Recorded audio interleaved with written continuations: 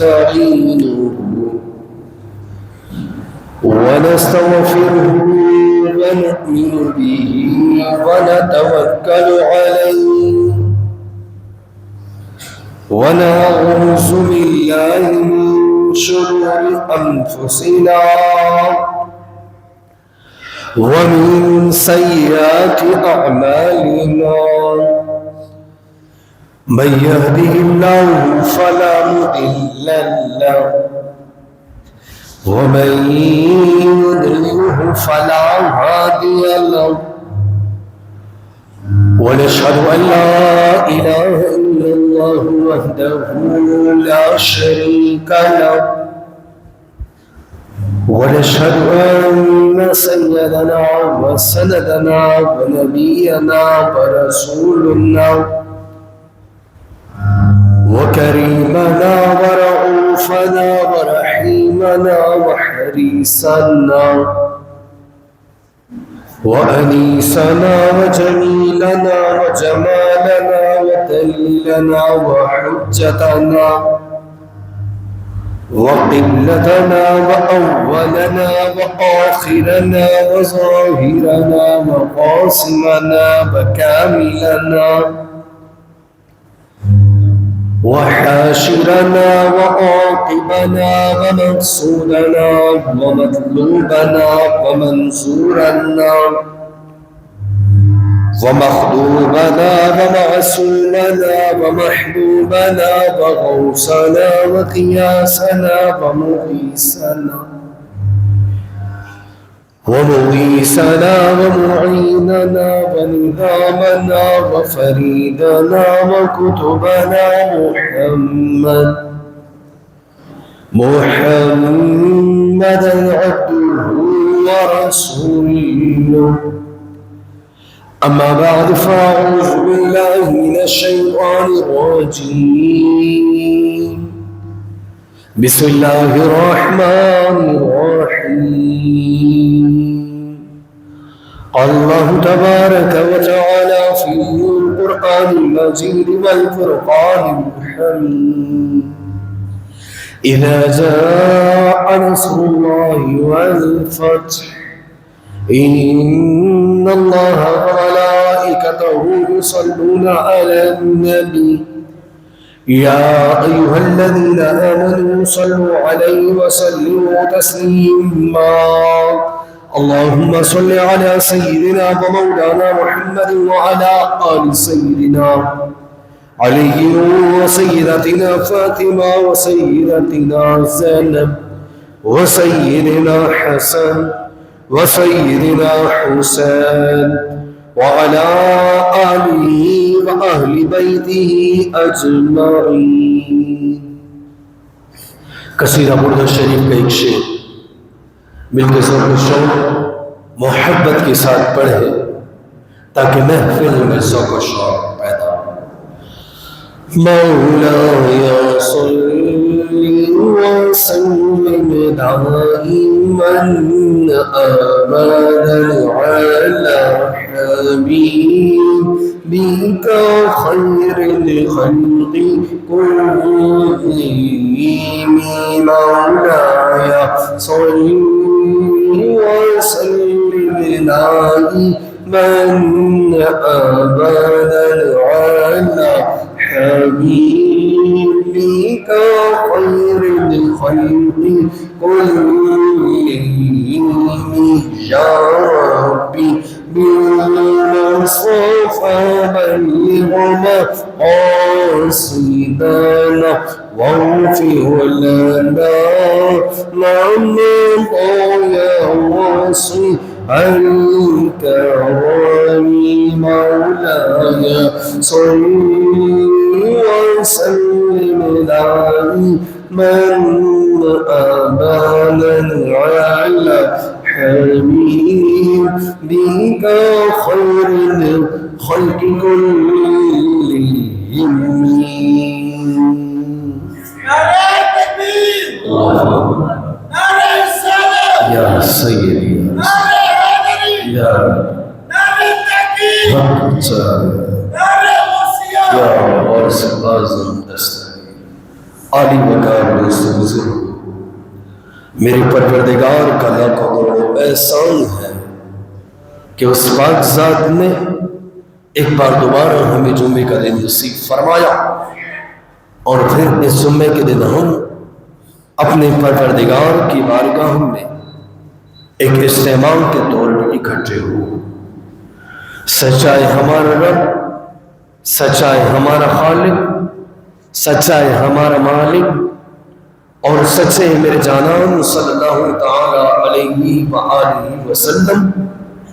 سچائے سرکار کا پاک گھرانہ جنہوں نے بڑھتی ہوئی انسانیت کو خالق حقیقی سے ملوایا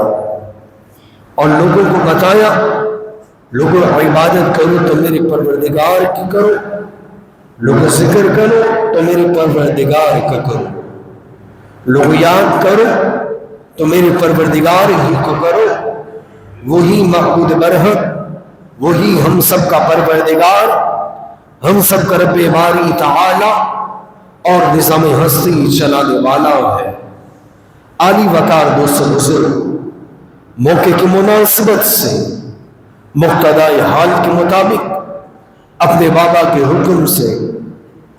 اسی موضوع کے ساتھ آپ کی خدمت میں حاضر ہوا جس گزشتہ جمعے آپ کی خدمت میں عرض کرتا چلا گیا۔ آپ نے سنا شوال المکرم کی 15 تاریخ کو معرکہ احد، غزوہ احد رونما ہوا، جس میں 700 صحابہ، 300 منافقین اور جناب عالی 4000 مشرکین مکہ آمنے سامنے حق اور باطل کے لیے، دین اسلام کا بول بالا کرنے کے لیے، کفر کو مٹانے کے لیے آمنے سامنے ہوئے۔ جناب عالی آپ نے سنا سرکار علیہ السلام مدینے کے جوشیلے صحابہ کے مشورے پر مدینے سے باہر اور کے مقام پر جنگ لڑنے کے لیے آئے۔ آپ نے سنا ایک مائی نے اپنے 6 ماہ کا بچہ اس جنگ میں سرکار کی خدمت میں پیش کیا۔ آپ نے سنا حضرت رافع بن خدیج، حضرت جندب بن سمرہ نے کس طرح جنگ میں شریک ہونے کی کوشش کی اور پھر اس جنگ میں شریک ہوئے۔ جناب عالی آپ نے سنا رئیس المنافقین عبداللہ بن ابی بن سلول 300 منافقوں کو لے کر اس جنگ سے نکل گیا۔ جناب عالی 700 صحابہ سرکار علیہ السلام کی اقتداء میں عہد کے مقام پر جمع ہوئے۔ نماز فجر کا وقت ہوا، سرکار علیہ السلام نے حکم فرمایا، این بلال، میرا بلال کہاں ہے؟ حضرت بلال حبشی حاضر ہوئے، عرض کی یا رسول اللہ حکم کیجیے، غلام حاضر ہے۔ سرکار علیہ السلام نے فرمایا، اے بلال اذان فجر دی جائے۔ عہد کے مقام پر، عہد کے پہاڑ کی چوٹی پر کھڑے ہو کر بلال حبشی نے اذان فجر دی۔ جناب عالی 700 صحابہ سرکار کی اقتداء میں نماز فجر عہد کے مقام پر ادا کر رہے ہیں، اور ہر ایک سجدہ کر کے یہ کہنا چاہ رہا ہے، یہ بتانا چاہ رہا ہے، اور شاعر اسے جناب عالی اپنے الفاظ میں لکھتا ہے کہ ان 700 صحابہ نے سرکار کی اقتداء میں نماز فجر عہد کے مقام پر ادا کر کے بتائی کہ نہ مسجدوں میں، نہ مسجدوں کی در و دیواروں میں، نہ مسجدوں کی در و دیواروں میں نماز عشق ادا ہوتی ہے، تلواروں کے سائے میں۔ جناب عالی 700 صحابہ حضرت بلال حبشی کے اعلان پر اذان فجر کے لیے جمع ہوئے۔ سرکار کی اقتداء میں 700 صحابہ نماز فجر ادا کرتے ہیں۔ آج جو 700 صحابہ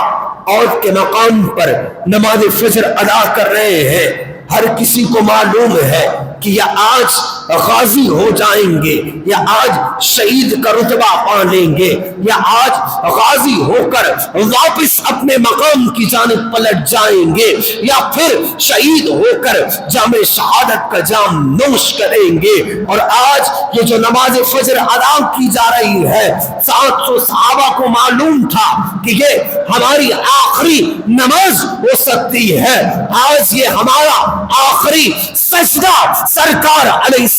السلام کی اقتداء میں ہو سکتا ہے۔ 700 صحابہ نے سرکار علیہ السلام کی اقتداء میں نماز فجر ادا کی۔ جناب عالی جنگ کا آغاز کیا جاتا ہے۔ سرکار علیہ السلام جنگ عہد میں، معرکہ عہد میں تلوار ذوالفقار نکالتے ہیں۔ اس تلوار ذوالفقار کو سرکار لہراتے ہیں اور لہرا کر حکم دیتے ہیں، اعلان کرتے ہیں کہ اے میرے اصحاب، اے میرے غلاموں، اے میرے عاشقوں، اے میرے خادموں، اے میرے صحابہ، کون ہے تم میں سے جو اس تلوار ذوالفقار کا حق ادا کرے گا؟ صحابہ نے یکجا ہو کر عرض کی، یا رسول اللہ، اس تلوار ذوالفقار کا حق کیا ہے؟ یا رسول اللہ، واضح کیا جائے تلوار ذوالفقار کا حق کیا ہے، اس کا حق کیسے ادا ہوگا؟ سرکار علیہ السلام نے فرمایا، اے میرے اصحاب، اس تلوار ذوالفقار کا حق یہ ہے کہ اس تلوار سے اس وقت تک لڑا جائے، اس وقت تک اس تلوار ذوالفقار سے لڑا جائے جب تک یہ اس تلوار کی سفیدی جو ہے وہ خون میں تبدیل نہ ہو جائے، جب تک اس تلوار کا رنگ خون میں تبدیل نہ ہو جائے تب تک اس تلوار ذوالفقار سے لڑا جائے۔ اس تلوار ذوالفقار کا حق یہ ہے۔ جناب عالی چشم فلک اس نظارے کو دیکھ رہا تھا، خدا شاہد ہے، خدا گواہ ہے۔ حضرت ابو دجانہ آگے بڑھے، عرض کی، یا رسول اللہ، اگر اس تلوار ذوالفقار کا حق یہ ہے کہ اس تلوار سے اس وقت تک لڑا جائے جب تک اس تلوار پر خون نہ چھا جائے، تو یا رسول اللہ، اس تلوار کا حق ابو دجانہ ادا کرے گا۔ ابو دجانہ جانتا ہے تلوار ذوالفقار کا حق کس طریقے سے ادا کیا جائے گا۔ سرکار علیہ السلام نے حضرت ابو دجانہ کو تلوار ذوالفقار دی۔ صحابہ فرماتے ہیں، ہم نے دیکھا کہ حضرت ابو دجانہ نے اپنے سر پر لال رنگ کا رومال باندھا۔ صحابہ فرماتے ہیں، یا کوئی غزوہ ہو یا کوئی معرکہ یا جنگ ہو، ہم دیکھا کرتے ابو دجانہ جب اپنے سر پر لال رنگ کا رومال باندھ لے تو ہمیں معلوم ہو جاتا یا آج اس جنگ میں ابو دجانہ رہے گا یا ابو دجانہ کا مخالف رہے گا، آج ایک اس جنگ میں ایک اس دنیا سے جائے گا اور ایک فتح پائے گا۔ حضرت ابو دجانہ نے اپنے سر مبارک پر لال رنگ کا رومال باندھا، تلوار ذوالفقار کو لہراتے ہوئے میدان میں آئے اور اپنے آپ کو مخاطب کرتے ہیں کہ اے ابو دجانہ، تو نے اس رسول اللہ کی تلوار کا حق ادا کرنا ہے۔ جیسے ہی آپ میدان کارزار میں آئے، مشرکین مکہ کی جانب سے حضرت ابو دجانہ کے مقابلے کے لیے ایک نقاب پوش آیا۔ جب آپ سے مقابلے کے لیے آیا، آپ نے وار کیا۔ جب مشرک نے آپ پر وار کیا، حضرت ابو دجانہ آگے بڑھنے کے بجائے معرکہ عہد، غزوہ عہد میں پیچھے پلٹتے جا رہے ہیں۔ آگے قدم لینے کے بجائے آپ الٹے قدم واپس آتے چلے جا رہے ہیں۔ اصحاب ابو دجانہ کو مخاطب کر کے کہتے ہیں، اے ہمارے یار، اے ابو دجانہ، کیا وجہ ہے آگے جانے کے بجائے پیچھے آ رہا ہے؟ ابو دجانہ، تلوار اٹھا، سر تن سے جدا کر دے، تیرے ہاتھ میں کوئی عام تلوار نہیں، رسول اللہ کی تلوار ہے۔ تلوار ذوالفقار ابو دجانہ تیرے ہاتھ میں ہے۔ حضرت ابو دجانہ سرکار کے اصحاب اپنے یاروں کو مخاطب کر کے فرماتے ہیں کہ میں جانتا ہوں میرے یاروں، میرے ہاتھ میں رسول اللہ کی تلوار ہے، میرے ہاتھ میں تلوار ذوالفقار ہے، یہ تلوار کسی عورت پر اٹھ نہیں سکتی، میرے مقابلے میں میرے مخالف جو لڑنے آیا ہے وہ مرد نہیں، وہ عورت ہے، وہ مشرک نہیں، مشرکہ ہے، اور نبی کی تلوار کو یہ زیب نہیں دیتا کہ وہ کسی عورت کا مقابلہ کرے۔ حضرت ابو دجانہ سرکار علیہ السلام کی تلوار ذوالفقار کو لے کر لہرا لہرا کر جناب عالی آپ جو ہے مشرکین مکہ کی صفوں میں داخل ہوئے، اور ان صفوں میں ایک کوہرام بچاتے ہوئے، صفے ماتم بچھاتے ہوئے مشرکین مکہ کے سروں کو تنوں سے جدا کرتے کرتے جناب عالی حضرت ابو دجانہ نے تلوار ذوالفقار کا حق ادا کیا اور خود جام شہادت نوش فرمائی۔ جب حضرت ابو دجانہ نے جام شہادت نوش فرمائی، عام جنگ کا اعلان کیا گیا۔ مشرکین مکہ میں سے جو علمدار تھا جس کا نام طلحہ بن ابی طلحہ تھا، جناب عالی آگے بڑھا، مسلمانوں کو مینا مارنے لگا، آسان کر دیا جائے، مسلمانوں کو تانا دینے لگا، کہنے لگا اے مسلمانوں تم کہتے ہو تم اپنے نبی کی ناموس عزت و عظمت پر تم اپنے نبی کے لیے اپنی گردنیں تم اپنی گردنیں تنوں سے جدا کروا دو گے، اور تم کہتے ہو کہ جب تم اپنی گردنوں کو تنوں سے جدا کرواؤ گے تو جنت تمہارا انتظار کر رہی ہے، تو پھر آؤ نا ہمارا مقابلہ کرو، جنت اگر تمہارا انتظار کر رہی ہے تو اے مسلمانوں آؤ ہمارا مقابلہ کرو۔ مولا کائنات مولا علی علیہ السلام نے جب یہ تانا سنا، مولا کائنات مولا علی علیہ السلام کو جب یہ تانا برا لگا، آپ میدان میں آئے، آپ نے طلحہ بن ابی طلحہ سے فرمایا اے مشرک تو ہمیں تانا مارتا ہے، تو ہمیں مینا مارتا ہے، اے مشرک سچ کہہ رہا ہے تو جنت ہمارا انتظار کر رہی ہے، جنت ہمارے انتظار میں ہے، جہنم تمہارے انتظار میں ہے، آ میرا مقابلہ کر۔ مولا کائنات مولا علی علیہ السلام طلحہ بن ابی طلحہ کے مقابلے میں گئے۔ مولا کائنات مولا علی نے طلحہ بن ابی طلحہ کا وہ ہاتھ تن سے جدا کیا جس سے ہاتھ سے اس نے جھنڈا اٹھایا تھا۔ جناب عالی جب دوسرے ہاتھ سے جھنڈا اٹھایا، مولا کائنات مولا علی علیہ السلام نے اس ہاتھ کو بھی تن سے جدا کر کے فنا فی النار کر دیا۔ طلحہ بن ابی طلحہ کے بعد مشرکین مکہ کا علم جو ہے عثمان بن ابی طلحہ نے اٹھایا، جیسے عثمان بن ابی طلحہ نے اٹھایا سید الشہداء حضرت امیر حمزہ علیہ السلام میدان میں آئے۔ امیر حمزہ بن عبد المطلب علیہ السلام جب میدان میں آئے، آپ نے عثمان بن ابی طلحہ کو واصل جہنم کیا۔ پھر سعد بن ابی طلحہ علم لے کر میدان میں آیا، حضرت سعد بن ابی وقاص آگے بڑھے اور جناب عالی سعد بن ابی طلحہ کو واصل جہنم کیا۔ یہ سعد بن ابی وقاص اتنی بڑی شخصیت ہے، اتنے بڑے مقام پر فائز ہے کہ جناب عالی عود کے مقام پر بخاری شریف کی حدیث ہے، آپ مشرکوں کو تیر مار رہے ہیں، تیر چلائے جا رہے ہیں، سرکار علیہ السلام خود آپ کو تیر دیتے چلے جا رہے ہیں۔ بخاری کی حدیث ہے، سرکار آپ کو تیر پکڑا رہے ہیں، تیر دے کر سرکار آپ کے لیے فرما رہے ہیں ارمی یا سعد، ارمی یا سعد، ارمی یا سعد، مار سعد ان کو، مار سعد साद इनको, मार साद इनको, फिदा का अभी व उम्मी या साद, ऐ साद तुझ पर मुझ मोहम्मद के माँ बाप कुर्बान हो। जनाब आली आलमीन का है, जहान का है, ये एक आलम नहीं है। मेरे बाबा फरमाते 70,000 आलमीन मौजूद है, 70,000 आलमीन की मखलूक कहती है फिदा का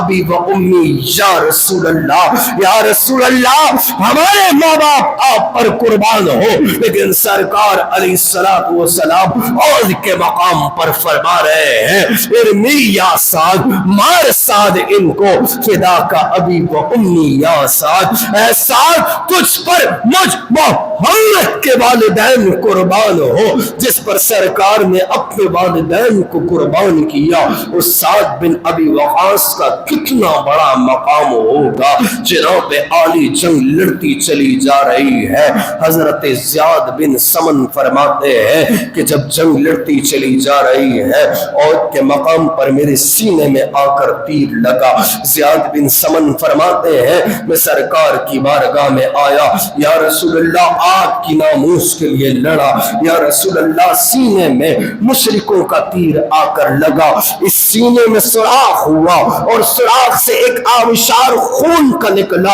आप फरमाते सरकार ने लुआब दहन निकाला, सीने पर लगाया, औद का मैदान था, खुदा गवाह है न कभी लगा कि सुराख हुआ, न कभी जख्म हुआ, न कभी लगा कि इस मकाम पर तकलीफ हुई। जनाब आली हजरत कुलसूम बिन हुसैन आप मुशरिकों से लड़ते चले जा रहे हैं, लड़ते लड़ते लड़ते लड़ते मुशरिकों ने आप पर इतने वार किए कि आप जख्मों से घायल होकर जमीन पर गिरे। सहाबा ने पूछा ए कुलसूम बताना आखिरी ख्वाहिश क्या है। हजरत कुलसूम इब्ने हुसैन फरमाने लगे ख्वाहिशें तो बहुत है, लेकिन एक तमन्ना ये है कि जब मेरी रूह इजराइल कब्ज करे उस वक्त रूह मेरी कब्ज की जा रही हो, सर मेरा रसूलुल्लाह की गोद में हो, इस तरीके से मेरी रूह कब्ज की जाए। हजरत कुलसूम बिन हुसैन को ले जाया गया,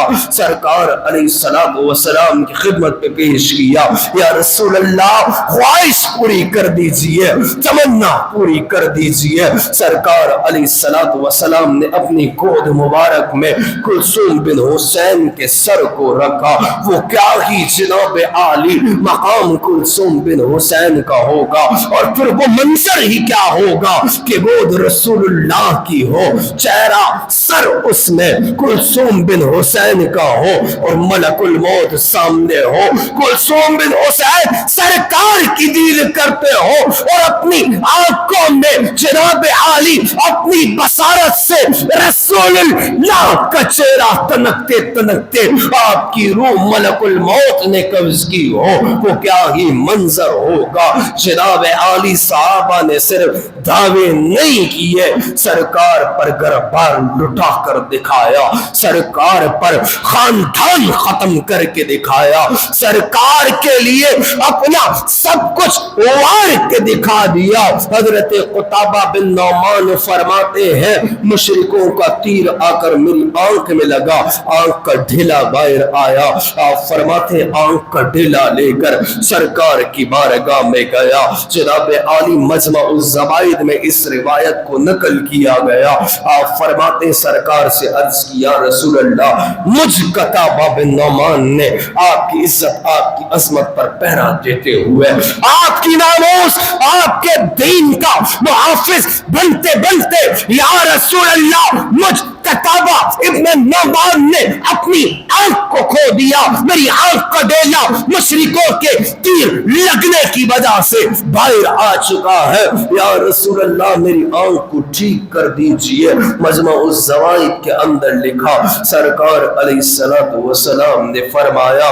ए कुताबा इब्ने नौमान, आंख के बदले जन्नत ले ले, तू आंख का क्या करेगा, आंख सौदा करते हैं, आंख के बदले जन्नत ले ले। कुताबा बिन नौमान इश्क دریا میں غوطہ زن ہو کر عرض کرتے ہیں یا رسول اللہ دراصل بات ایسی ہے میری جو بیوی ہے وہ مجھ سے محبت کرتی ہے، یا رسول اللہ میں اپنی بیوی سے محبت کرتا ہوں، یا رسول اللہ ایک آنکھ ختم ہو جانے کی بنا پر آدمی بدصورت نظر آتا ہے، جب میری بیوی مجھے دیکھے گی یا رسول اللہ بہت محبت کرتی ہے، یا رسول اللہ اسے تکلیف پہنچے گی، یا رسول اللہ اسے دکھ پہنچے گا، یا رسول اللہ مجھ کتابہ کو آپ میری مرضی سے دے دیجئے، جنت سے اپنی مرضی سے نواز دیجئے۔ کتابہ بن نعمان جب عشق کے دریا میں غوطہ زن ہو کر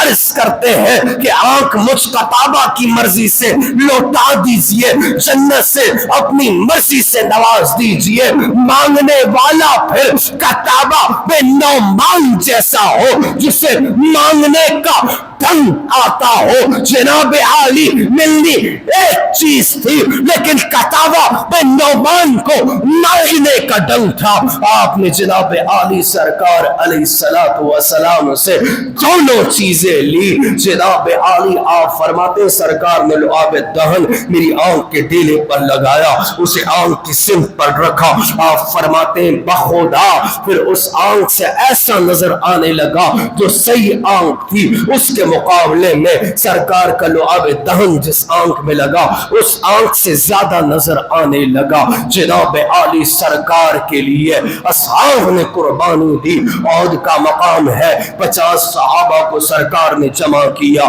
جناب عالی حکم دیا کہ اس مقام سے تم نے ہلنا نہیں ہے جب تک میرا حکم نہ آئے۔ حضرت عبداللہ بن جبیر کو کمان دی گئی، جناب عالی جنگ جیتی جا چکی ہے، جناب عالی 50 صحابہ میں اختلاف پیدا ہوتا ہے، کچھ کہتے ہیں سرکار کا حکم اس وقت تک کے لیے تھا جب تک جنگ لگی تھی، مشرکین بھاگ رہے ہیں، ہم مالی غنیمت جمع کرتے ہیں، کچھ کہنے لگے نہیں سرکار کا جب تک پیغام نہیں آئے گا ہم جنگ نہیں چھوڑیں گے۔ جناب عالی اسی اختلاف